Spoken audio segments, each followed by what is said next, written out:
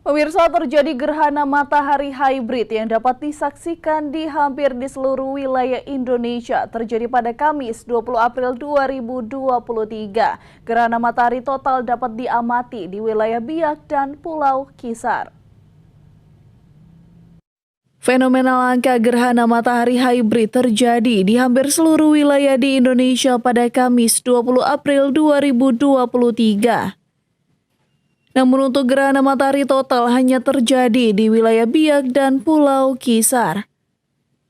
Gerhana matahari hybrid merupakan peristiwa gerhana matahari total dan cincin yang terjadi secara berurutan dalam satu fenomena gerhana. Walau demikian, posisi pengamat juga mempengaruhi besar magnitudo gerhana yang akan teramati.